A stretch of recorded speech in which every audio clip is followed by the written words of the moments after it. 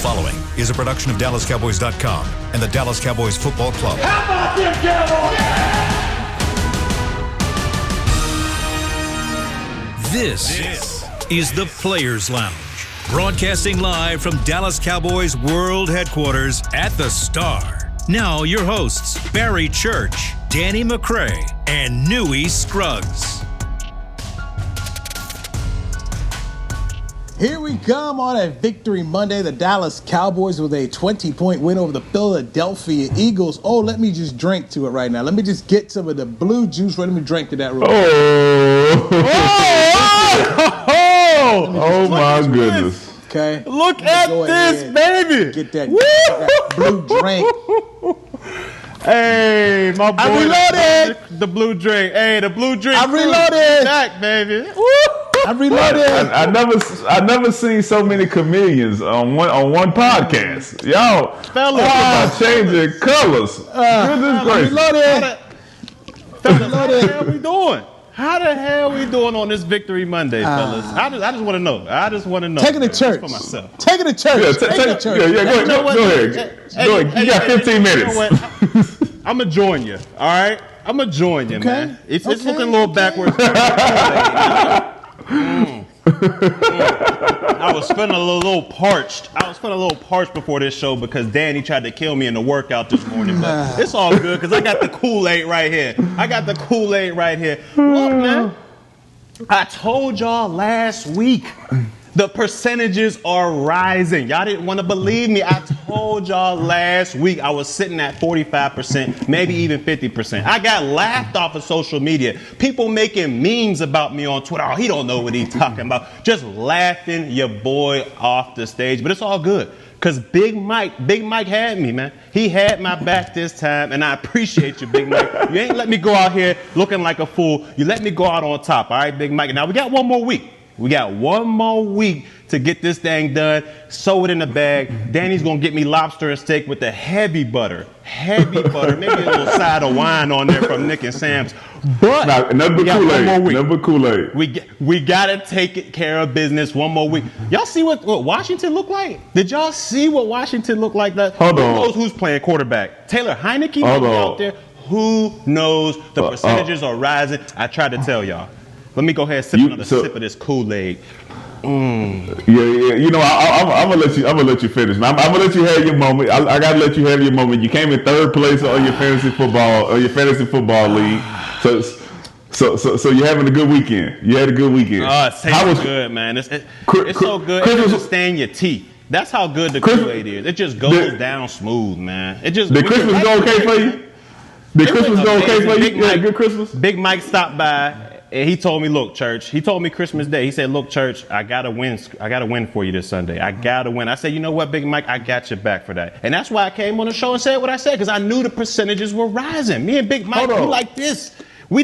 Oh, Church, did you tell him to smash them watermelons again? You damn right I told him. I said, look, man. I said, look. Last time we smashed some watermelons, we won. All right, and he went out there and did it again, man. Hats goes up. I'm going to keep this NFC East Championship hat on right now because we finna get a 2020 version. This is 2014 right here. We finna get a 2020 version here in a little bit. That's all I got to say, man. Go ahead, Newy. Go ahead, man. I love your KoolAid choice, by the way, as well. The Cowboys are favored to win at the Meadowlands against the Giants, a 1-point favorite. Washington, last night, according to the odds makers, came in as a 2-point underdog in Philadelphia. They have a quarterback issue. One quarterback who will not be there is DeSean Haskins. I mean, wow. So Haskins got cut, okay? It's like, what'd you do on Monday? I just got cut. So they cut him after a terrible performance.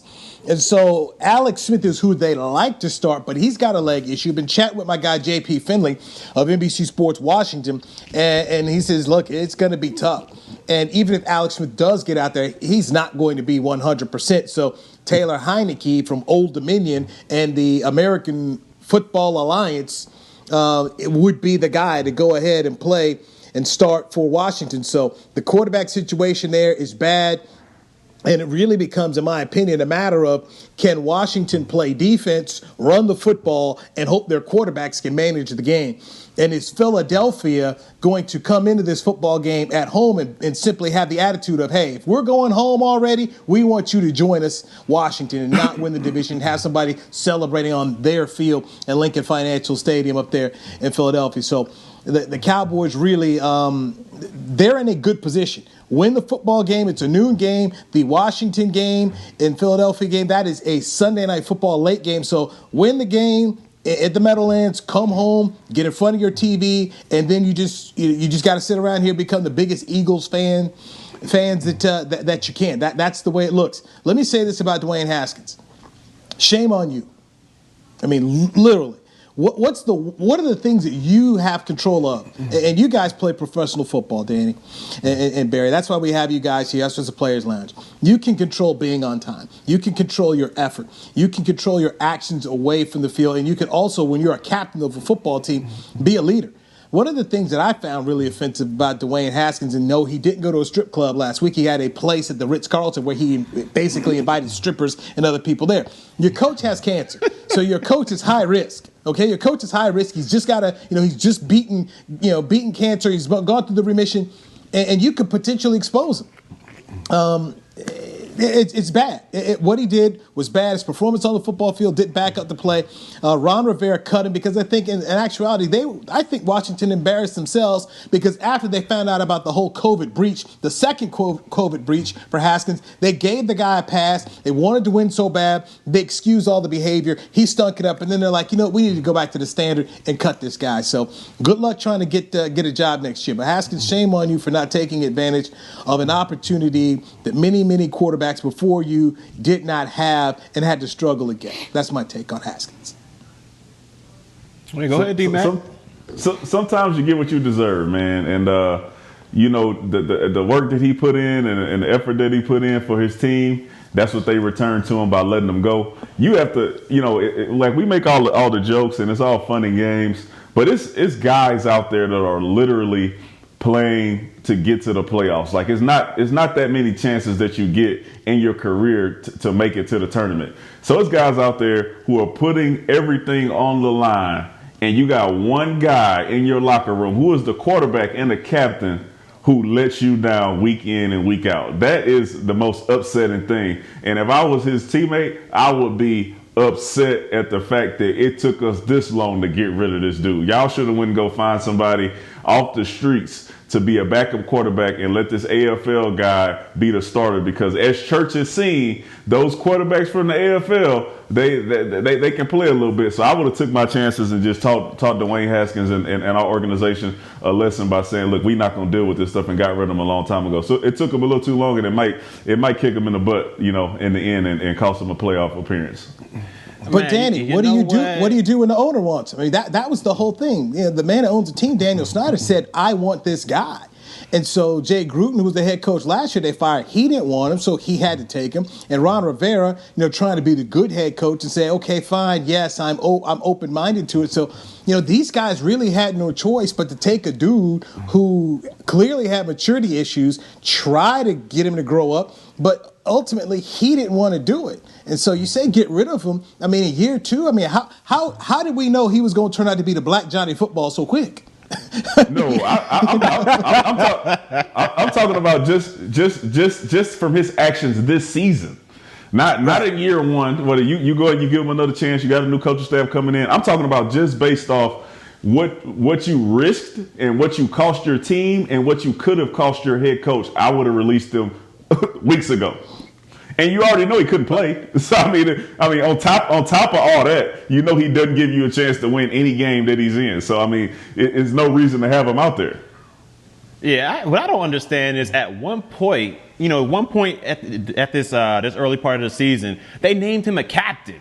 So they must have had some type of faith in him, something going on. Like, this guy's the guy. He's the legit guy that we can lead us to the playoffs. I mean, we found out when he was on the field, he's just not that quarterback, and he's not very good. But at some point before the season started, I mean, they had to believe in him. They made him a captain and all that, and then he just let him down. You know what? I wish they kind of kept him one more week, because that would have solidified this bet that I had with Danny, and we would have been walking into the playoffs without a doubt if he would have been at the quarterback. But they got this dude, Taylor Heineken, and I'm not going to sleep on the AFL cats, man, because Double G, I think he came from the AFL, and he can play a little bit. So I ain't going to sleep on those cats, but I wish they would have kept Haskins one more week, just so Cowboys could have been easily walking into the playoffs. Church and Newy, think about this game, right? I didn't even get to watch the Washington versus Carolina game, but you think about this.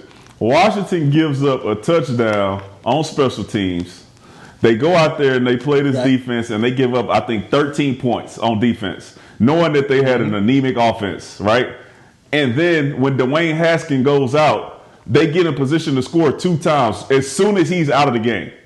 That is how bad. And what happens is, that's why I say it took you guys too long to get rid of him or replace him or take him out of the starting lineup, and it probably cost you a chance to go to the playoffs. Like, he shouldn't have been the starter of this game. And I don't understand. If you say you want to win that bad, the dude is not good. So if you think that's the best chance you had at winning the game, then your backup quarterback is horrible. But we see that he's got a little talent. He can get you down the field. Well, Danny, what you said, this is what happens when you lower your standard. You know, when you want to win so bad that you decide to lower the standard. You know what their standard should have been? Look, we're not tolerating this. You're not playing this week. We're going to bench you. They've already benched him once this year.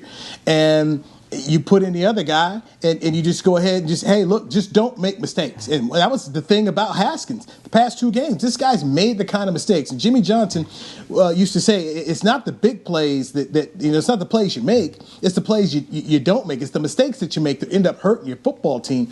And yeah, you got a defense that's playing really well. And Haskins is why I remember on Friday, I picked Carolina to win this game, because I didn't believe in Haskins. The guy makes mistakes. This is a guy out here, violating protocol. I just don't have any faith in a dude like that. And sure enough, Carolina came out there, and his mistakes help doom these guys. Listen, because I got to take it for myself, because the church going to make fun. When you said that, I thought Alex Smith was going to come out and be Superman and play this game, and I thought they was going to have Terry McLaurin, and then they had Gibson back. So I thought they were going to be fully loaded and trying to close this game out so they could rest some guys in that last week. But when Haskins walked out there, listen, I knew my pick was going the wrong way. I have no faith in the dude. It don't matter who's at. You could have Tom Brady, Haskins. It don't matter who's at quarterback. All right, Washington's not winning this division. The Cowboys are gonna win it. Point blank, simple. I tried to tell y'all. It don't matter who's at quarterback. We win the division. I know. Ron Rivera, Riverboat Ron. It don't matter. I know you're feeling real good right now. I know you feeling real good right now. But we got drugged by that Washington team that didn't have Dwayne Haskins at quarterback twice. All right, so let's not act like they just sorry. They about to get drugged right back to the house, and we're gonna take that playoff spot. All right? They can have those 2 wins. They can have those 2 wins against us. They swept us. We'll give them that. They swept us, but they gonna sweep their butt right back to the house too.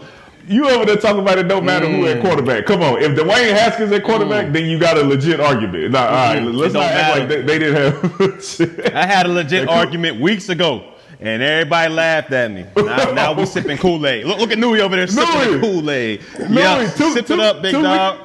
2 weeks ago, Church was off the KoolAid. All right, so let's do that. That was all emotion. All right, I lashed out. Look, Newy, you understand this, Newy. I'm sure there was a time when your kids did something wrong and you lashed out of anger because you were emotional. You lashed out and then you thought about it, man. I shouldn't have did that. I shouldn't have yelled at the kids like that. So you go back and apologize. That's the same thing that happened with the Cowboys. When you're a true Cowboy fan, you lash out in emotion. And I was hot. I was mad about it that time. They made me look crazy. But you know what? They came back. And your boy looking like Nostradamus, like I told y'all weeks ago. All right? Let me go ahead and sip another drink of this KoolAid. Congratulations. Church, take another sip. Take a sip. Yeah, one more sip. All right, one more sip. Because when we come back, while you're reveling in victory, and that's fine. You should do that. You do owe an apology. You're right. You owe an apology. I do. Who you owe that apology to? I do. I know who you're talking about, too. Yeah, I know who you're exactly. talking about. Hotels.com on DallasCowboys.com radio. Hey there, Cowboys fans. With Tide Cleaners at-home pickup and delivery, cleaning your clothes has never been more convenient. Simply sign up at your local store, set out your dirty clothes, and one of our Tide Cleaners professionals will come directly to your home for a totally contactless experience. Your clean garments will be returned promptly the next scheduled delivery day, so skip the errand and enjoy life, not laundry. Visit TideCleaners.com or your local store to sign up for Tide Cleaners at-home pickup and delivery today. Just like all of you, we at SeatGeek can't wait until we're back in the stands at full strength cheering on the Cowboys and singing along to our favorite songs again. We're using this time to make discovering, buying, and selling tickets to events in Dallas easier. Plus, every ticket purchased on SeatGeek is protected by our buyer guarantee, which means you'll get your money back or better if your event is canceled. Guaranteed. Download the SeatGeek app today, and when the time is right, let's go. SeatGeek. The Cowboys way, where 16 Hall of Famers and 5 championships shows us what success looks like. Where turkey is always the second best part of Thanksgiving Day. Where we are all defined by one single thing, the star. Where we as fans know it's our job to keep the tradition going. Bank of America is proud to be the official bank of the Dallas Cowboys and to support the quest of living life the Cowboys way. Copyright 2020, Bank of America Corporation. We're back with a tasty treat that's sweeping airwaves and taste buds. It's new Dr. Pepper and Cream Soda. Let's take a listen. Dr. Pepper and Cream Soda's here. A new combo that's music to my ears, okay? Let's play. Cream Soda and Dr. Pepper time. Pour it in a glass of ice. Ah, music to my ears and mouth. New Dr. Pepper and Cream Soda. A delicious duet. Back to the Players Lounge.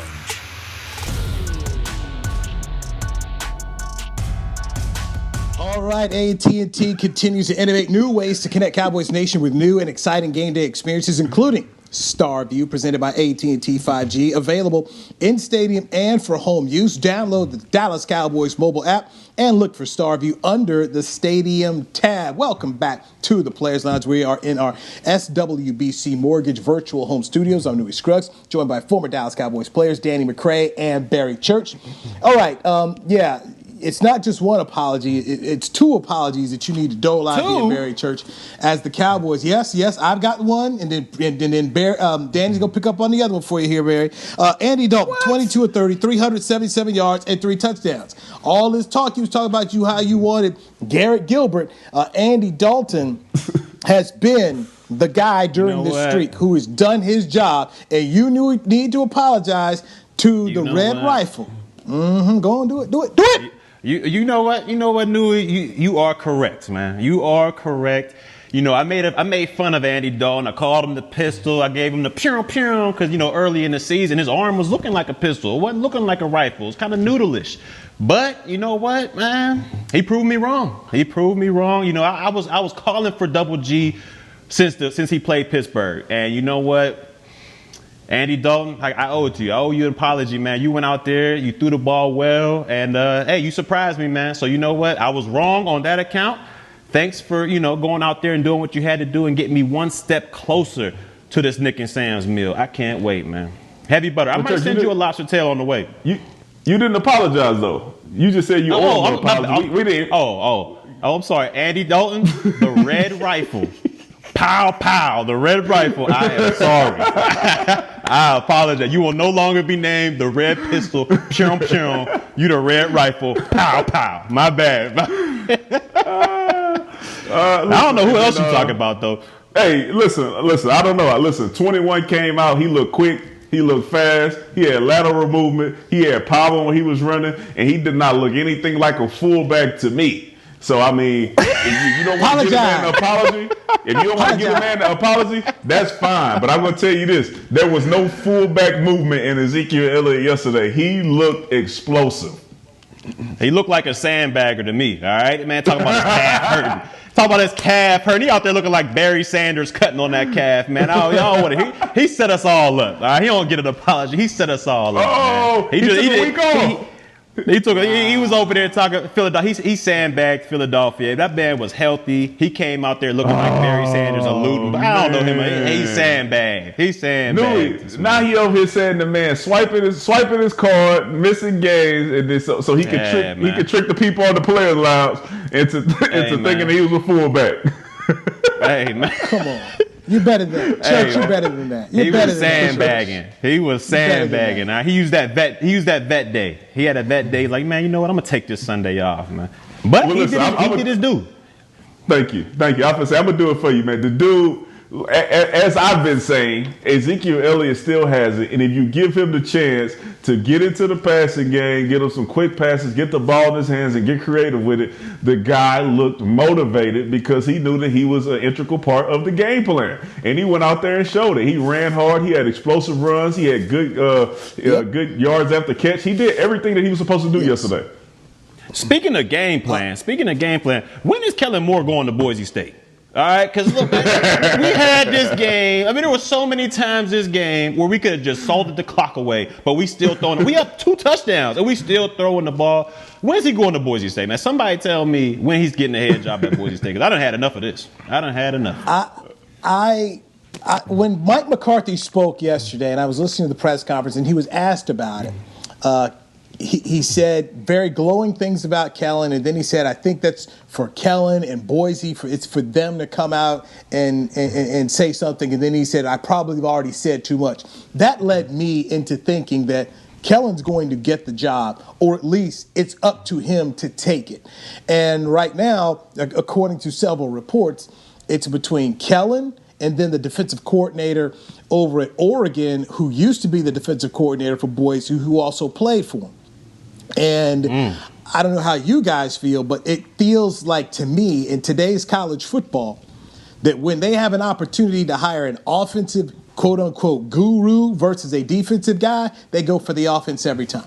Kellen Moore is a legend up there in Boise, so I think it's his. I also believe that Kellen Moore is the kind of guy that if you're recruiting, he can sit up here and say, I can get you to the league. Look at what I've done for guys in the league. Boise likes scoring a lot of points. They've been known for their offense for years. And I think that Kellen Moore, if offered this job, takes it. He has to take it. I mean, here's the interesting thing about this job, guys. They don't fire anybody there. All of their coaches leave and go on to better opportunities. Dirk Cutter went to Arizona State. You had Dan Hawkins go to Colorado. You had Chris Peterson go to Washington. Now you got Brian Harsin going to Auburn. I mean, nobody gets fired. Everybody wins, and you get a better job out of it. So if you're Kellen Moore, this is an excellent opportunity, in my opinion, and you got to go ahead and take it. He does talk today at 5:30. So obviously he's going to get asked about it, and we'll see exactly what he has to say. Did he interview? Did he not interview? But, Church, I'm with you. I just want to know when does he go? Does he finish out the season if he's named as the head coach? One good thing about him possibly finishing the season is, they've already had the early recruiting period, but then the other portion is maybe he needs to take the job immediately and go to work because they've got the other second recruiting period coming up there in February, so try to line up and keep some recruits. So we'll see. That's crazy, man. Go ahead.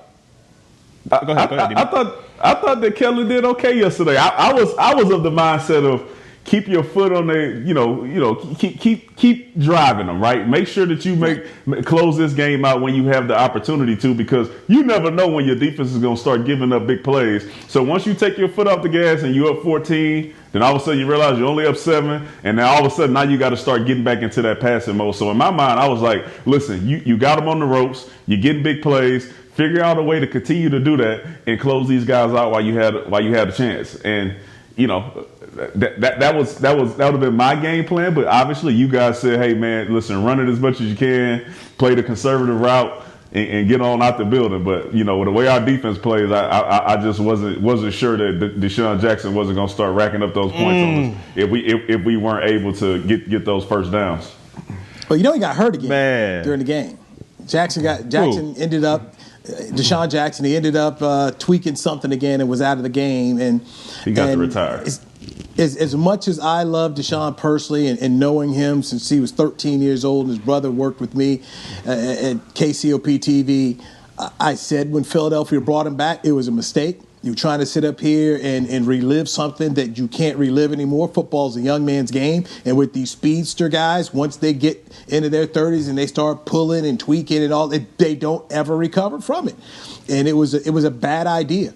And once they drafted Jalen Reagor, I thought they should have cut DeSean Jackson. Then he had that incident on Twitter with the anti-Semitic retweet and people jumped him. I was like, man, get rid of this guy. And this is just another instance of a team trying to hold on to something that used to be good. You can't be sentimental like that. That's why Bill Belichick, I believe, has been so successful in his career. He's not sentimental like that, man. He runs guys on off, and you just say, man, thank you for your service, and you don't get to come back here. And that's where Philadelphia and Howie Roseman, made a mistake. Even with Jason Peters, well, let's bring Jason Peters back. At some point in time, move on from these guys. Once these guys get hurt and they're older players, they stay hurt. And what happened to Jason Peters this year? That's what I'm saying. That's what I'm saying about the Cowboys. I'm trying to tell y'all that about the Cowboys. Y'all over here talking about don't draft the O-lineman. What's going on here? Now we talking about, we talking about Tyron Smith got a neck, a back, an ankle, a foot, and y'all over here talking about, but next year when he come back because he has some time off, he's going to be all right. And I knew he's getting this speech about Jason Peters. Okay, let me push back. I'm pushing back here, okay? Pushing back. Danny. Please go back and play the tapes now. I have said I'm not drafting an offensive tackle in the first round. I'm not doing that. But along this draft this year, yeah, you do need to address the tackle position, okay? And that may be in the third or the fourth round, but you have to address it because, especially if you sign Dak Prescott the way I believe they will, and you've tried to do this one-year swing tackle with Cam Fleming and Cam Irving, that hasn't worked. Go invest in drafting a guy to be a swing tackle who's going to have to start for one of them. And if you do not do that, here's my other solution. Then you finally take Connor Williams and you take him out of that guard spot and you make him your third tackle where he can swing from left to right. And utilize his final year there. To me, you have to address the tackle position, be it in the draft or with Connor Williams. That's what I would do. So let me make sure I reiterate that one more time because you are correct. Tyron keeps missing games. Collins is now missing games. The Cowboys would be irresponsible in their football team if they do not address the fact that they need to get a legitimate third tackle guy that they believe in. Nothing against Terrence Steele or Brandon Knight. I wouldn't have any issue if those guys were back on the football team, but I would upgrade that position if I'm the Dallas Cowboys. Yeah, I mean, you guys are right. I definitely would upgrade it. But you know what? I will say this, man. Philbin and that offensive line, I think he's done an amazing job with all the injuries they've had. Like you said, Smith's out, Collins is out, Zach Martin's out, Travis Frederick retired in the offseason, Looney was hurting. Like, all those injuries. And I think these past 3 weeks, I think they've been playing the best ball out of all the Cowboys. I mean, they've kept Andy Dalton upright, and we've seen if you can keep this guy upright, he's still a proficient quarterback in this game. He can be an effective quarterback in this game. And I got to give my hats off to Philbin, man. That offensive line that I called patchwork earlier in the season, they've actually been coming to play these last couple weeks. Listen, I'm going to give you that. I'm going to give you that, but like I talked about with Newy, it's something, man. Listen, Church, I'm not going to say you're onto something, but for some reason, the opposite, on the D-line of the opposite team, there's always a major injury that takes a lot of stress off of our O-line. At the beginning of this game, my man Fletcher Cox, the leader of this defense, is out of the game. I'm talking about for pretty much the entire game. It don't matter. Change the whole. No. I'm saying no. It's cool. The offensive line has been playing better. I'm just touching on this is a strange coincidence that every week the top defensive lineman or pass rusher gets hurt at the beginning of the game and then I tried to tell y'all. It happened again. Weeks ago. It happened again, Louis. What's going on? So McCray, I'll simply say this, McCray. I feel as though that's just the evening out of the game, okay? For the injuries that the Cowboys had, there's somewhere along the way, a couple of breaks going their way from Tack McKinley in the Atlanta game into Fletcher Cox. And you know what? Hey, along the way with everything they've gone through and all the quarterbacks and all the linemen lost, okay, let them have a break. And then, of course, 38 for the Eagles, when he had to come up and he got rid of. I'm like, wow, is he related to Cheeto? Because they showing up going after him like ain't nobody's business. I felt bad for that brother. I mean, then they put the stat up there, how many yards he done gave up, second worst in NFL. I'm like, ooh. Man, it was bad. And then on ESPN, when they were going through the highlights on ESPN, they gonna circle him and Michael Gallup. And I'm like, man, and they just tallied it up. Well, there's one for Michael Gallup. There's another one for Michael Gallup. I'm like, man, ESPN dirty for that, man. Check this, Newy. Listen, I feel you on that. But if you talk about breaks, all right, and you talk about evening out the game, all right, we got Dwayne Haskins over here trying to possibly get his whole team sick.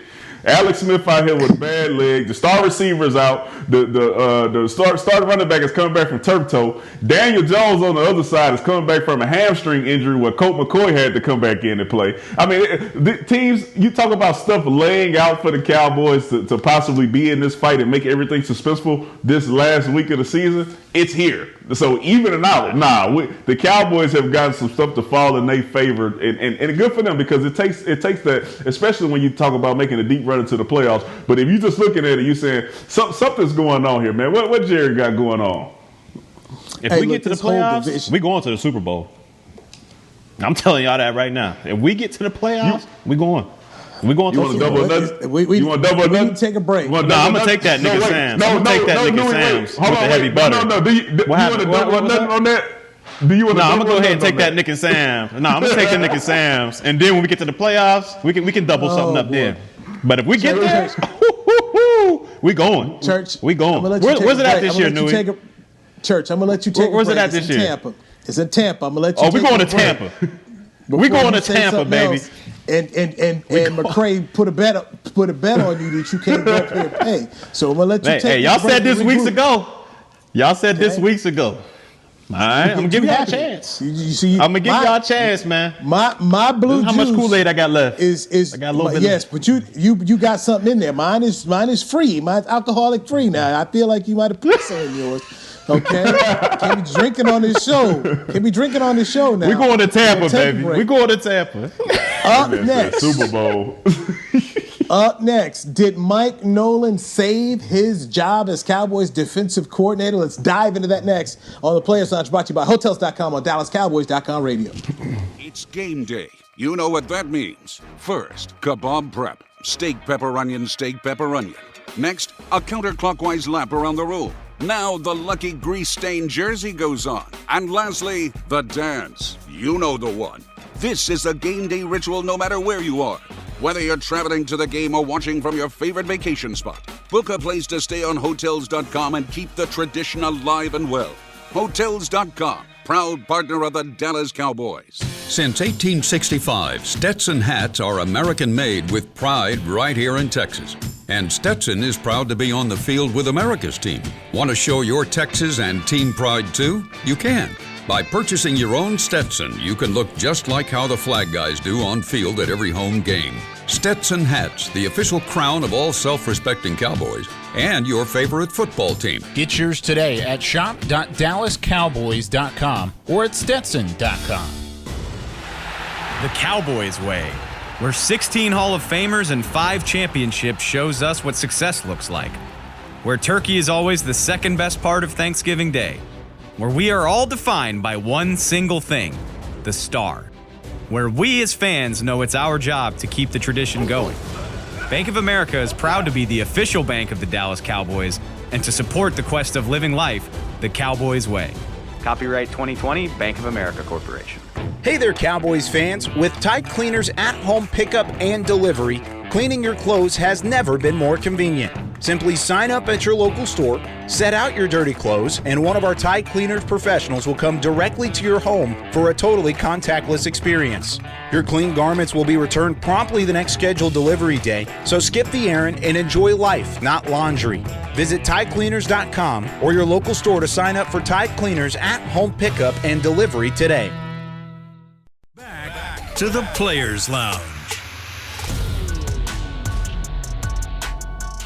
Craving AT&T Stadium's famous Cowboys cheesesteak, nachos, or Cowboy Rita when you're watching the Cowboys at home? Bring your favorite stadium fare to you. Place your order online for pickup at AT&T Stadium every week this season. Check out the menu at attstadium.com/at-home. You're at the Players Lounge. Newy Scruggs, along with former Cowboy players Barry Church and Danny McCray. You know, Church, I got this book for Christmas, and I thought about you when the Cowboys won. It's that Barack Obama book, and I just thought, yes, we can. You know, that's what Barack said. I was saying, yes, we can. That's how I feel like you're at right now, Church. Yes, we can. Cowboys, yes, we can. Yes, we can. I tried to tell y'all weeks ago, man. Weeks ago. I'm thinking about week 7. I think it was about week 7 I told y'all this. No, come on, man. No, it went week 7? I want to clear this up because I want to know where Newy stands. I want to know if he flip-flopping or if he's still standing on the same foot he was on last week. I need to know because right now it kind of seems Team KoolAid. Like you got the KoolAid, you got the Barack Obama book. Yes, we can. So Team KoolAid, exactly? Baby. Where are you exactly? I need to know this. We more importantly right now, we need to ask is did Mike Nolan save his job? Let's not make it about me. Let's make it about the Cowboys. Man. Did Mike Nolan save his job? We're talking about 10 turnovers in 3 games, okay? 10 turnovers in 3 games.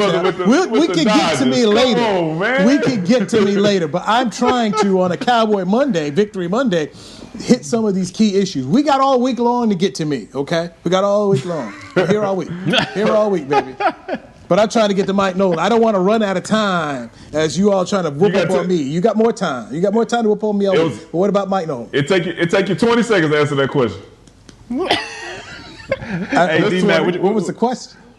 Is it about Mike Nolan? I don't think Mike Nolan saved his job. No, I don't think Mike Nolan has saved his job. I'm not going to buy into what's happening with Mike Nolan. I mean, yes, they did a nice job against a rookie quarterback yesterday, especially after the first quarter, and made some adjustments. But no, I'm not bringing Mike Nolan back. I don't think he saved his job at all. It's too late this season, from my opinion, for him to finally get things going. So, yes, that's about 30 seconds, but that's my take on it.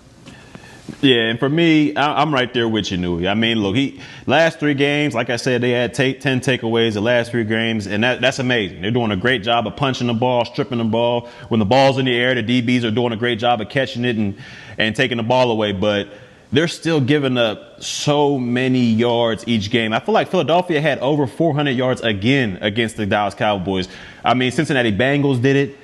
San Francisco put up a lot of yards, and now we're talking about the Philadelphia Eagles as well, putting up a lot of yards. That's just too much going on because, I mean, like you said, the turnovers come in bunches. But when you're not taking the ball away, I mean, those games will probably decide it some other way. I mean, I feel like Cincinnati probably would have pulled it out. San Fran definitely would have pulled it out. So for me, I don't think he did enough to save his job. But, you know, hey, keep this defense rolling, keep this defense taking the ball away.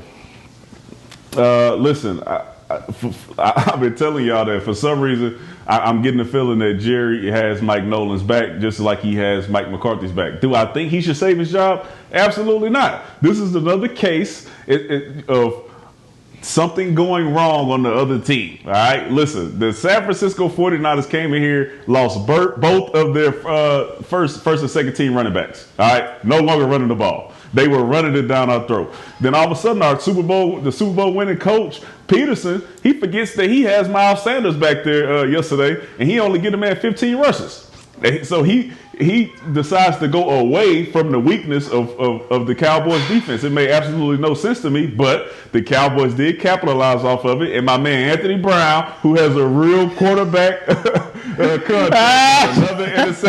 got another interception yesterday. You know, a big time pick, you know, pretty much sealed the game. But they've been playing better, man. And, you know, albeit against, you know, subpar play at quarterback besides Jalen Hurts because he's a rookie. they've been capitalizing, right? I think they gave up one huge play, and that was to DeSean Jackson yesterday, and that was the game plan for him, man. Make Jalen Hurts have to drive the ball down the field, and they did, and he made mistakes when they made him do that. So kudos to Mike Nolan for what he did yesterday, but I don't think this should save his job, but I'm getting the feeling that this whole coaching staff will still be here next year unless Kellen Moore goes to Boise State. Did Aldon Smith play yesterday? Because I don't really remember him very much. He did. I didn't remember him. He was overshadowed. Said, huh? He was definitely overshadowed by Randy Gregory out there. And look, I mean, I know Randy Gregory's had his ups and downs in the past, but my man went out there and forced 3 fumbles in one game. I mean, he looked unstoppable out there yesterday, and he wasn't even starting. I mean, it's hard to force 3 fumbles in a season, let alone one game. I mean, the guy looked unstoppable. He has a high motor. He's super athletic. And did you see he chased down, I think Miles Sanders was on a sweep, and he chased down Miles Sanders for a 5-yard loss. And he has juice. Miles Sanders has juice. So Randy Gregory, I mean, he played a heck of a game, and he made Aldon Smith look, like you said, like he wasn't even out there. Like he didn't even suit up this game. Listen, actually, Randy Gregory's talent has never been the thing in question. He's always been talented and been able to be the starter on the opposite side of D-Law. He just hasn't been able to stay on the field. I'm still not giving him or Aldon Smith $27 million, like Newy said. You got to figure out a way to get him on the 1-year deal to make sure that he can play this thing out. And if he has another good year without COVID and without all these restrictions to where he's able to be on the field, then you think about paying him that type of money. But Aldon Smith is an absolute no for me still. Like you said, he was absent yesterday. Randy Gregory's under contract already next year, so he's got a team-friendly contract from the Cowboys next year, so you don't have to worry about that. Aldon Smith, I've now been converted by you, Danny McCray. I'm saying goodbye to Aldon Smith. Things that I'm hearing in the background, just no. I'm not rolling with Aldon Smith. Hasn't really made any impactful plays during this winning streak, in my opinion. So I think the Cowboys just need to say goodbye. And look, I do think that not only does Mike Nolan need to go, there needs to be some more changes on this defense as well. I mean, there's still too many times that the defensive backfield, you're just trying to figure out, hey, what are these guys doing? That first quarter, man, you're like, well, what are the Cowboys defensive backs doing? And it's so late in the year, and you're just still seeing some of these mistakes. It just make you say, I don't get it. So while, yes, it'll be an accomplishment if they can go 7-9 and win the division title, especially considering all the injuries they've had, but I think you still have to do a deep dive in your organization and not lie to yourself about what has happened here. And so I don't think these defensive guys will have saved themselves because I just don't believe in what they were trying to do. This is not a 3-4 defense. Okay, it's not. And I know they've changed some things recently, but still, overall, no. And I don't think they need to be a 3-4 defense. They don't have the personnel to do it, but they got to make some changes here.